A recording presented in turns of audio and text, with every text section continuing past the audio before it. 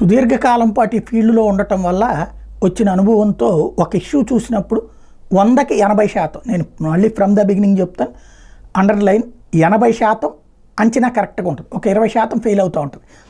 అట్లాంటిదే అనంతబాబు వీడియోకి సంబంధించి చెప్పగానే నేను అన్నాను అది ఖచ్చితంగా ట్రాప్ అయినటువంటిది, హనీ ట్రాప్ లాంటివి వేసినట్టున్నారు వైఎస్ఆర్ కాంగ్రెస్ పార్టీ వాళ్ళకి.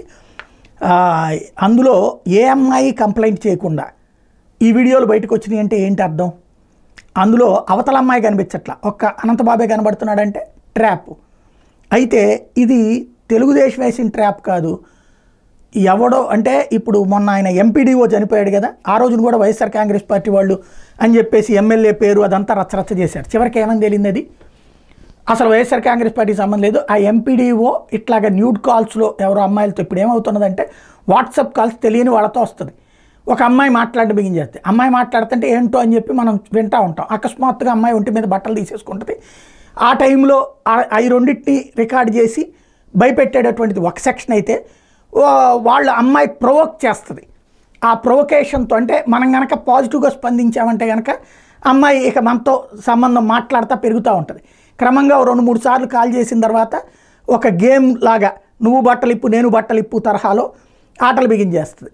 అప్పుడు అమ్మాయి పాత్ర కనిపించకుండా అవతల ఉన్నటువంటి అబ్బాయి పాత్రనే విజువల్స్ తీసి ఆ తర్వాతను బ్లాక్మెయిల్ చేస్తారనమాట. ఇది ఒక టాక్టిక్స్. ప్రస్తుతం అందులో అనంతబాబు కూరుకుపోయాడనడానికి సాక్ష్యం తాజాగా అనంతబాబే స్వయంగా కంప్లైంట్ ఇచ్చాడు పోలీస్ స్టేషన్లో. తనని బ్లాక్మెయిల్ చేశారని, బ్లాక్మెయిల్ చేసి అతని దగ్గర వీడియో సోషల్ మీడియాలో పెడతానని 13,30,000 రూపాయలు డబ్బులు తీసుకున్నారట. ఈ ఏడాది మే నుంచి జూన్ 24 వరకు 2 మహిళలు మరో 2 పురుషుల ఖాతాల్లో ఇది జమ చేశారు. మొన్న బయటపడింది అదే కదా. ఇది ఓ పెద్ద మాఫియా. మాఫియా చేతిలో మోసపోయాడు అనంతబాబు. అనంతబాబు నేనేమి సపోర్ట్ చేయను ఏ విషయాల్లో, మర్డర్ విషయంలో. అదే సందర్భంలో ఇట్లాంటి విషయాల్లో కూడా అతని క్యారెక్టర్ సరిగ్గా కంట్రోల్ లేకపోతే ఎవడేం చేస్తాడు. కానీ ఈ ట్రాపులు జరుగుతున్నాయి అన్న విషయాన్ని తీసుకెళ్ళి వేరే రూటుకు తీసుకెళ్ళడమే అసలు విషయం ఇక్కడ.